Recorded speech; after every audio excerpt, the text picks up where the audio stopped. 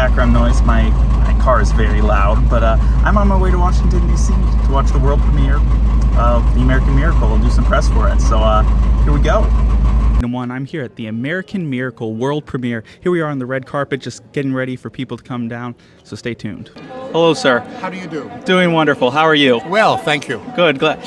One question I have for you is, what is the biggest piece of advice you think that every American citizen should hear? Oh my. Read your Constitution. Read your Declaration of Independence. Know where we came from and who we are and why we are. I think that's extremely important. Yes. Thank you. You're welcome. And one more question. How would you say God has worked in your life recently?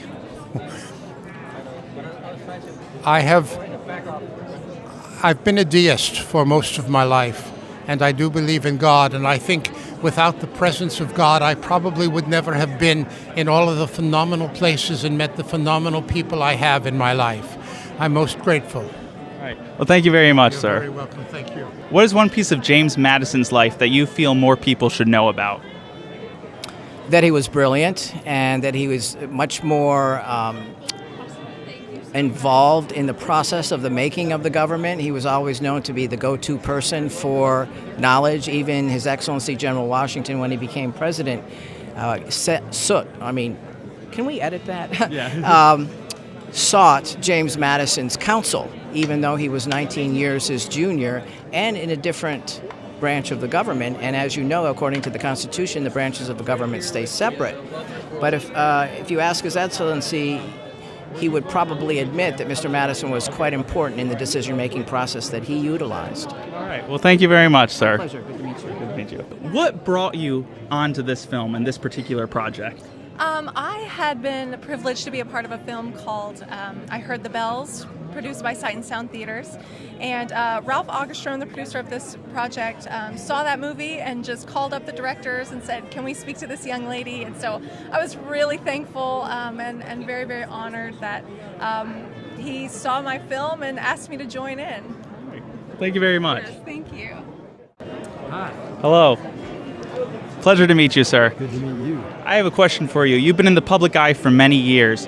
What would be one way you can think of how God has directed your life and staying faithful in your faith with Jesus throughout your career? Because he started in the beginning of my life. I wasn't Johnny come lately. I grew up, my parents, a building contractor, registered nurse, but we were in church every Sunday night, Wednesday night. We had Bible study at home. We prayed together as a family. So my growing up days, Jesus was a part, and when I was barely 13, walked down an aisle. I had read Matthew 10:32. If any man, he says, but anybody confesses me before men, I will confess him before my Father in heaven. If he denies me, I will have to deny him. And a 10-year-old, 11, 12-year-old can understand that. That means I need to be following Jesus my whole life. I understood that because I want to go to heaven with him. I want him to know who I am because he's let me know who he is. And so that was it. It was when my career began, I was as astonished as anybody, but I also knew God was giving me a platform from which I could be not just an English teacher or a preacher, a located preacher, but maybe have influence on millions of people, especially teenagers. And I accepted that responsibility. And I just hope he's pleased with the way he's given me to use that. Thank you so much. It's an honor meeting you, sir. Good to meet you. So, what brought you on to this film and this particular project? Well, I had been on the staff at Mount Vernon as a historian for about, between 35 and 40 years. And they read some of the producers read some of the work I had done. I wrote a book on Washington and religion and another one on Washington and slavery. And I've been interested in some of the big questions in his life and how he dealt with some of these things. And so the producers called and asked, or That's great. called or emailed and asked if I would consider being interviewed on their. Thank you so much. All right. I guess we're moving on. All right. So what brought you on to this particular film, and what gauged your interest from the beginning? It was actually an accident. The film is about Providence, and Tim Mahoney and I talk often that my involvement in the film is Providence. He misdialed a phone number and ended up with me. He was looking for some canon, and as a historian, a Revolutionary War historian, I knew where to get some. And from there, we hit it off, and I helped him with the historical aspects and then with some of the writing, and then he ended up asking me to perform in it, so it's kind of a jack of all trades here. What would you say is something that the American people should know about God's providence in the country?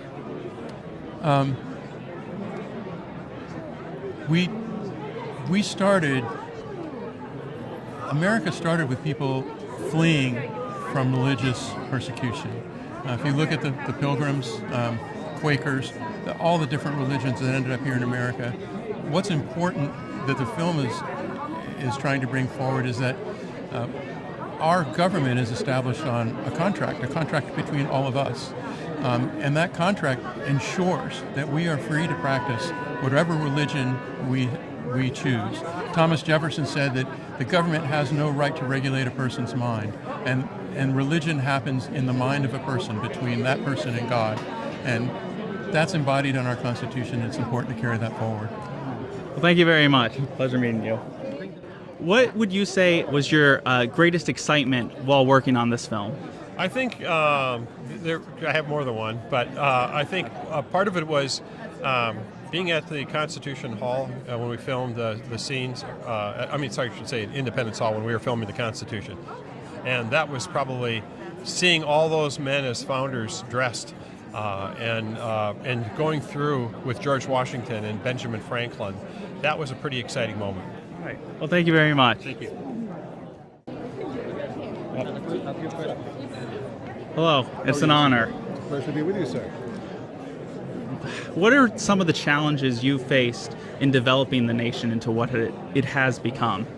Well, so to say I developed this nation is a gross overstatement. I was one of many hands that was involved in it. The challenges that arose, well, when you bring together a body of men, even if they have the same goal in mind, you have as many different opinions as you have faces. And so to have all of those minds come to an accordance, sir, always the greatest challenge in any type of governing body. My question for you, what do you find the most challenging about keeping him in line? Oh, sir, I don't think that any woman actually keeps her husband in line. I support him as best I can, and hopefully and prayerfully allow him to have a good guidance from divine providence. Yep. And one final question. What piece of advice would you like to give all the people of the nation, and for both of you? I feel that it is vitally important that we remember where we came from so that we may have a future together. You've worked on many faith-based films in the past. What would you say sets this one apart from those films? They're all educational as far as I'm concerned, but this one is highly educational. This is going to show people why this country started, how it became the greatest country in the world. Still is, even though people are trying to burn it down and wreck it, we're still the greatest country in the world. And this is a hope and a prayer that every school in America, every school, Continental universities, has to watch this and get a little educated in a popular way, in a positive instead of a negative way. Thank you. And what has been your favorite part working on this particular film? So that's a question for Kevin. Question for you. Yeah, I'm not. She didn't work on it. Didn't work on it? She works on a lot of my movies with me, though, certainly. What's your favorite work?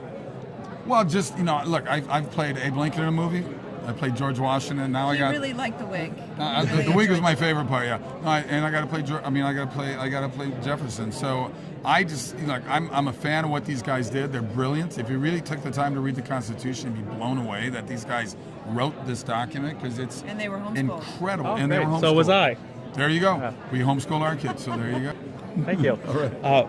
Would you be able to sign my what if? Sure. This is the road that started for me to want to do faith-based movies. Do you realize that this thing is doing so well through streaming in the last 10 years. We're re-releasing it. This is coming in theaters this summer. Oh wow, I did not We're know re-releasing. that. Dallas Jenkins directed this. He's doing The Chosen right now. This was really my first faith-based movie, so that's awesome. Want your name on it? Yeah, you can put it to Tim Weber. Tim? Yep. I don't do last names, Tim. All right, That's no problem. I said, who's playing Pastor Ben? He can start naming it. I said, no, I'm playing. He said, dude, I couldn't afford you. I said, I don't care. This is the best script I've ever read. I've done over 90 movies. This is in my top 3. Wow. I think this is better than God's Not Dead, and it's the same writers. Okay. Did it? Hello, it's an honor. I have a question for you. How did your mom's faith influence the faith in your life? Well, my mother didn't have much in the way of formal education, but she had tremendous faith in God. And she always said that He was the solution to any problem that we had. And we prayed together. And she took a lot of grief because she prayed that God would show her how to make her boys successful. And He did. Reading and not watching television. It was good. So to reverse that then, what would you say drew you to this film, despite it being a film, I guess? Well, because it told the real story. We don't tell the story in our public schools. They've extracted all of the positive influences of God because that's politically incorrect. And I hope that this film helps people to start looking at it once again. All right, well, thank you very much, sir. It's an honor. All right, so what drew you to this film and the historicity of it? Well, I'm a history teacher, professor, so I teach at Grove City College, Grove City, Pennsylvania. I've been teaching the American founding for decades. I do a whole lecture every year on George Washington. I talk about all the miraculous events in Washington's life. The guy should have been dead a whole bunch of times. Somehow lived on as if protected by the hand of divine providence to become the founder of the country. And then Michael Medved does this book, The American Miracle, where he talks about a lot of those same things. And I thought, wow, great to see this in a book.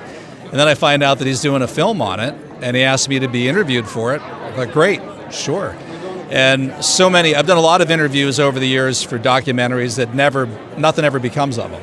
But to see one actually make it to the big screen, this level of quality, production, and to be here at the Kennedy Center is really impressive. And I'm really proud of Michael, and he's provided a real valuable teaching tool here for educators across the country. All right. Well, and a lot of people, they try to say that the supernatural can't exist and miracles aren't real. Right. And they would say that a lot of this providence is just coincidence. How would you steer them towards seeing, like, no, the truth is that there is a God and He is in control and He ordained all of this to happen? Yeah, well, to quote Pope John Paul II, coincidence is what the Christian calls providence, right? And I mean, miracles happen all the time. And, they didn't just happen in the first century in the time of the apostles. They've been happening for thousands of years.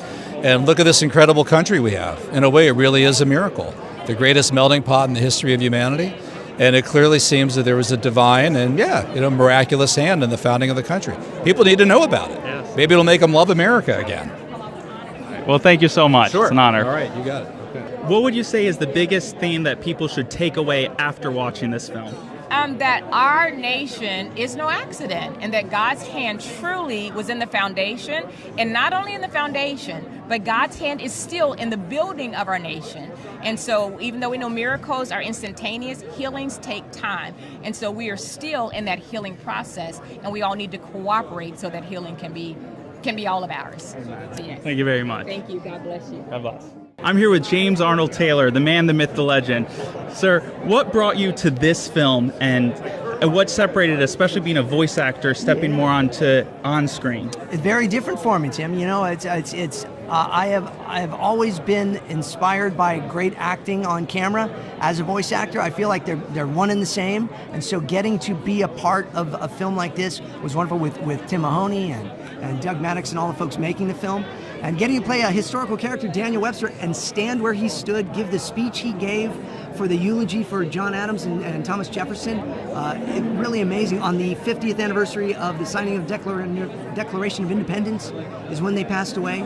So it's important stuff. And we get this wonderful history lesson throughout this while hopefully we're entertained as well. Right. And you've been doing a lot more faith-based media lately. Yeah. Would you say that you see your career pivoting more towards doing that, or do you still say that you're open to doing anything should they arise, those opportunities? Well, I always love playing a good character, and in animation, I'm hopefully I always get asked to play Obi-Wan Kenobi or Johnny Test or Fred Flintstone or whoever. But yes, I love doing the on-camera stuff, and then I also love doing all the faith-based stuff that we have. And in animation, I still got some wonderful things. Butch Hartman's The Garden. We've got Gabriel and the Guardians. We've got Dead Sea Squirrels. A lot of different shows. And then now The American Miracle. We've got another one tomorrow night called Operation Bodyguard that we're doing the premiere of, that Doug Maddox produced and directed, that is part of this film.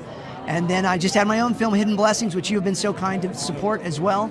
So yes, God has been very gracious to open doors for me. That's great.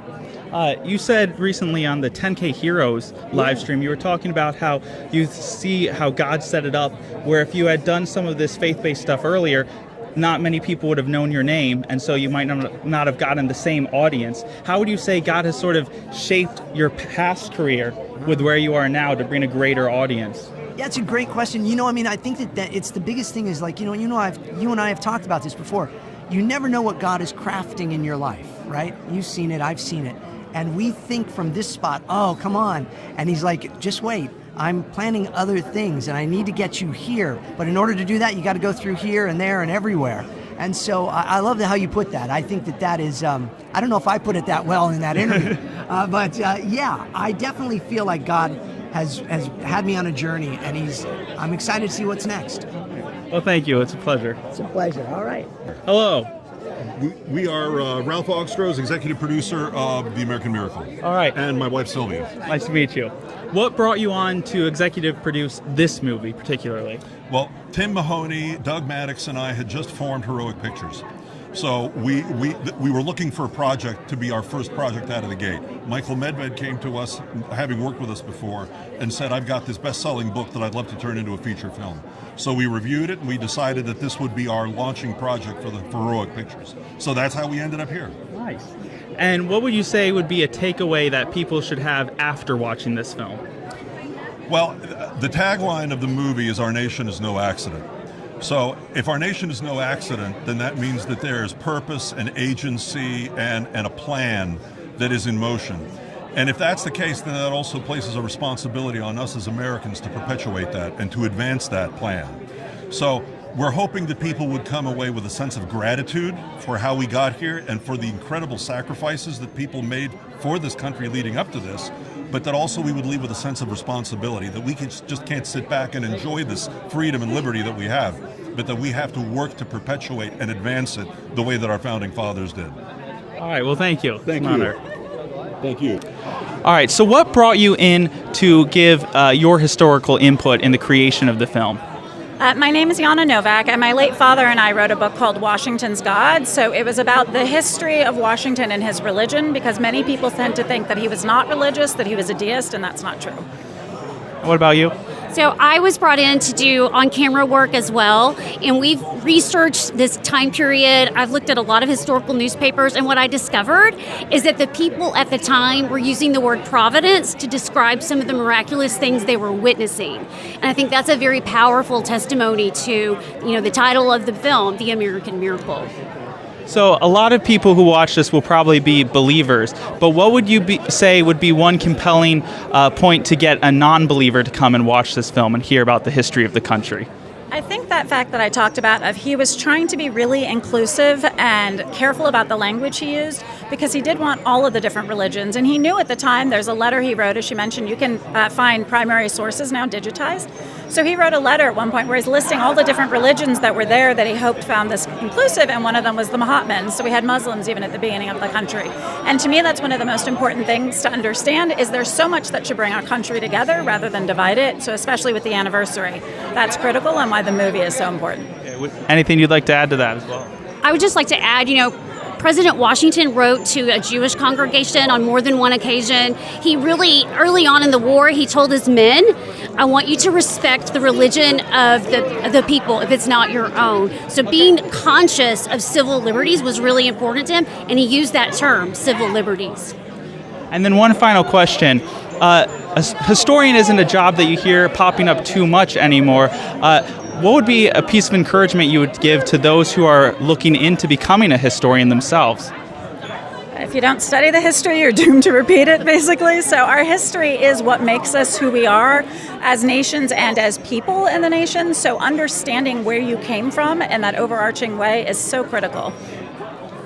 Well, and I would just say that this is the best time in the world to become a historian, because you can get to historical newspapers, you can look at letters, and they're digitized, so you can type in a keyword and search. And so it's really exciting. All the technology that's changed, it's really in the benefit of the historical world. All right. Well, thank you very much. Thank you. So, what would you say has been the most exciting part working on this film? So I'm the screenwriter, and meant I got to take Michael Medved's book and translate it to scenes for a movie. And exciting. You're just kind of sitting in your office working. So I wasn't on set. Usually I'm directing movies, but in this case, it was just working with the material. And I have a natural affinity to this material. I authentically agree with his thesis, which was that the hand of God played a pivotal role in the function and development of this particular country, because so many people who were responsible were trying to follow God's leading. It wasn't that he picked a favorite, it was that the people picked God. So because that makes tons of sense to me, and as I look at these scenes that Michael Medved has put, to try to take those and put them into dialogue and into action, that was my role, and I embraced it. I loved it. And a lot of the book is very much narration-based. So how was that as a screenwriter trying to adapt it to where it would work in a film format? Yeah, so they end up making a docudrama in this movie. And so they did a lot of interviews, and I didn't write any of that. I mean, they're interviews. So it's a docudrama. So I really was only responsible for the dramatic scenes. So you just create, action and tension and interesting ideas that then the director can take and run with. It's so interesting that Thomas Jefferson and John Adams both die on the same day, the 50-year anniversary of the country. Like, the coincidences are incredible. So I started out, the first thing I thought of was they're both hearing the salutes, the cannons, and they're both on their deathbeds, and they're miles and miles apart.